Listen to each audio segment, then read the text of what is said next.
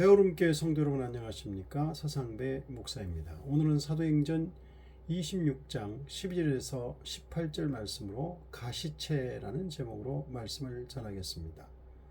신임 총독 베스도의 취임을 축하하려고 온 아그리빠 2세가 웬일인지 곧바로 되돌아가지도 않고 가이사라에 여러 날을 머물렀습니다. 바울을 로마 황제에게 보내 재판을 받게 하기로 결정했지만 바울의 항소장에 기록할 범죄 혐의를 작성하기가 쉽지 않아 고민하던 베스도 총독은 유대교를 누구보다 잘 알고 관할하고 있는 아그리빠 2세에게 고민을 털어놓고 그의 도움을 받고자 했습니다. 다행히 아그리빠 2세는 바울 사건에 대해 적극적으로 관심을 갖고 직접 들어보기로 했습니다. 베스도 총독은 아그리빠 2세의 신문에 기대를 걸고 바울을 불러 강당에서 청문회를 열었습니다. 청문회에는 아그리빠 2세와 그의 여동생 버니게, 로마 총독 베스도, 로마 군대의 천부장들, 도시의 유력 인사들이 함께 모였습니다. 청문회의 주도권을 받은 아그리빠 2세는 바울에게 마음껏 변론할 기회를 주었습니다. 변론할 기회를 받은 바울은 이 기회를 자신의 무죄함을 주장할 수 있는 기회로 삼기보다는 복음을 증거할 수 있는 기회로 보았기 때문에 거부할 이유가 없었습니다. 이어서 바울은 자신을 변호하는 변론을 시작했습니다. 그는 이번 기회를 자기의 삶과 복음 사역을 작은 로마 제국을 대표하는 사람들에게 설명할 기회로 삼았습니다.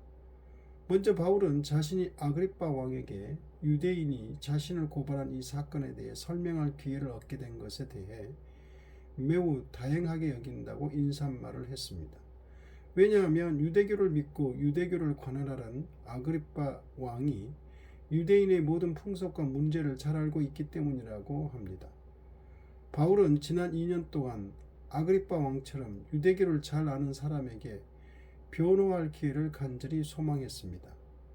수단과 방법을 가리지 않고 무조건 바울을 죽이려고만 하는 산헤드린 공회보다 아그리빠 왕이 훨씬 더 공정하고 합리적으로 판단할 것으로 기대했기 때문입니다.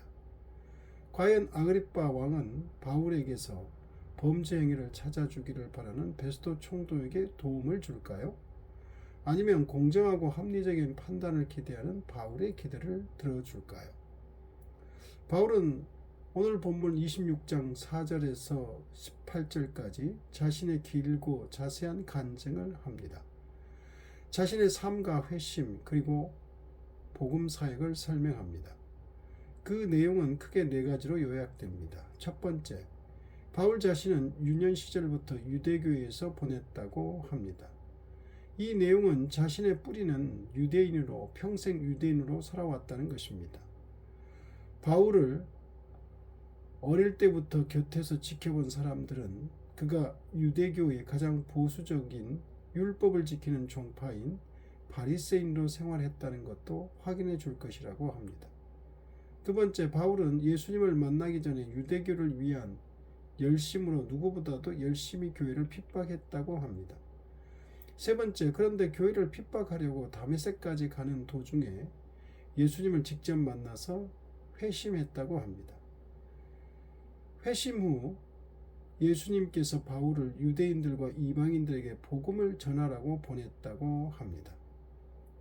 사실 바울의 이러한 간증은 누가가 사도행전에서 3번이나 거의 동일하게 기록하고 있습니다.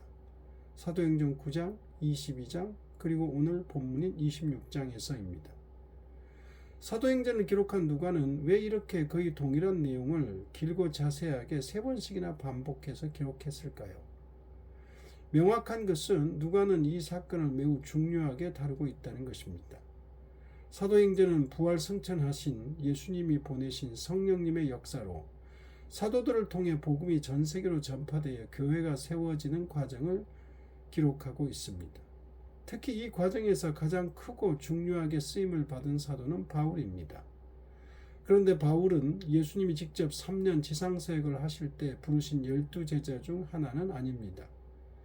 그렇지만 부활 승천하신 예수님이 다메섹 도상에서 직접 그를 부르시고 전 세계를 향한 복음 사역자로 그를 직접 세우고 보내셨음을 3번씩이나 반복해서 강조하고 있습니다. 바울의 전 세계를 향한 복음 사역의 주도자는 예수님이심을 강조하려는 것입니다. 그리고 9장, 22장, 26장 모두 복음 전도라는 공통점이 있습니다. 먼저 22장은 바울이 예루살렘 성전에서 유대인들에게 맞아 죽을 뻔했는데 천부장이 그를 보호하여 데리고 안토니오 요새로 안전하게 대피시키려고 했을 때 바울이 천부장에게 부탁해서 자신을 죽이려던 유대인들에게도 복음을 전하려고 했던 상황에서 바울이 자신의 살아온 과정을 설명하며 나온 장면입니다.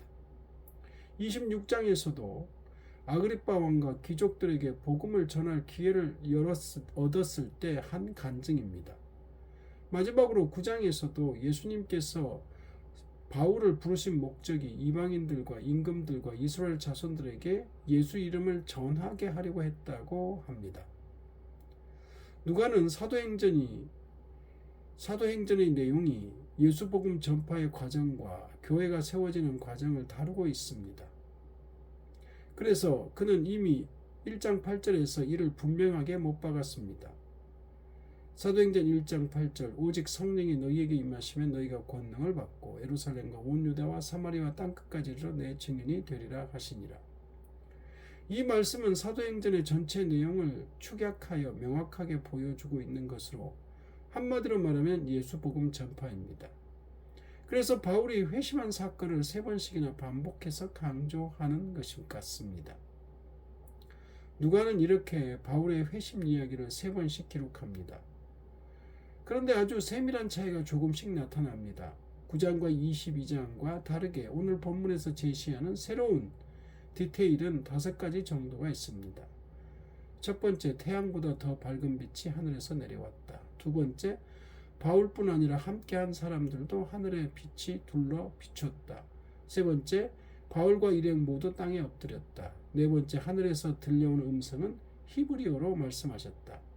다섯 번째, 가시체를 뒷발질하기가 바울 내게 고생이니라고 말씀하셨다입니다. 그런데 저는 오늘 5번째를 살펴보고자 합니다. 9장과 22장에서 예수님은 사울아 사울아 내가 어찌하여 나를 핍박하느냐 나는 내가 핍박하는 예수라 일어나 다메섹 성 안으로 들어가라 행할 것을 내게 이를 자가 있느니라는 말씀만 기록되어 있습니다. 그런데 오늘 본문에서는 이렇게 말씀하셨다고 기록합니다. 사도행전 26장 14절 우리가 다 땅에 엎드려지매 내가 소리를 들으니 히브리 말로 이르되 사울아 사울아 내가 어찌하여 나를 박해하느냐 가시체를 뒷발질하기가 내게 고생이니라. 가시체를 뒷발질하기가 내게 고생이니라는 말씀이 더 있는데 우리에게는 익숙치 않은 생소한 말입니다. 이 말은 농경 문화를 배경으로 나온 말로서 여기서 가시체는 끝에 뾰족한 쇠나 뼈를 박은 채찍을 가리킵니다. 이 가시체는 밭을 갈 때 소나 말을 잘 소나 말을 잘 듣지 않으면 때리기 위한 것입니다. 만약 매를 맞은 소가 반항하여 뒷발질을 하면 할수록 더욱 심하게 찔리고 상하여 고통을 당하게 됩니다. 짐승을 통제하고 원하는 방향으로 이끌기 위해 사용하는 일종의 채찍입니다.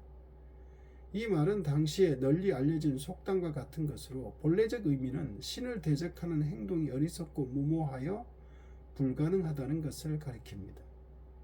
즉 감히 하나님의 뜻을 대적하고 그 정해진 섭리를 어리석고 고집세게 거역했던 바울의 무모함과 어리석음을 꾸짖으신 예수님의 말씀입니다. 예수님은 바울에게 왜 어리석게 하나님의 뜻을 저항하며 거역하느냐고 당시의 속담을 사용해서 물으셨던 것입니다. 오늘날 우리 중에도 회심 전의 바울처럼 하나님이 가시체를 들어야 할 정도로 고집세게 거역하고 저항하는 사람들이 있습니다. 사실은 저도 그런 사람이 아닌가 하고 돌아볼 때가 많습니다. 나는 훈련이 잘 되어 순종하는 사람인가? 아직도 주님께서 가시체를 들어야 순종하는 사람인가? 바울은 스스로 하나님의 뜻에 순종하기로 결단한 사람이 아닙니다. 예수님이 다메섹 도상에서 가시체를 들어서 3일 동안 눈을 멀게 한 후에 강권적으로 사도가 된 사람입니다. 이에 바울은 자기가 그리스도를 박해하다가 도리어 그리스도의 사도가 된 것이 자신의 능력을 넘어서는 하나님의 주권적 역사에 의한 것임을 이 속담을 들어 설명하고 있기도 합니다. 그래서 고린도전서에서는 이렇게 고백하기도 했습니다. 고린도전서 15장 10절 그러나 내가 나 된 것은 하나님의 은혜로 된 것이니. 기도하겠습니다. 하나님 아버지, 하나님께서 가시체를 들어서라도 바울을 부르시고 사용하셨습니다. 하나님 아버지, 나는 아직도 주님의 가시체를 맞아야 할 정도로 불순종하는 사람인가, 순종하는 사람인가를 되돌아보게 하여 주시고 깨달아 회개하고 순종케 하옵소서. 예수님 이름으로 기도드립니다.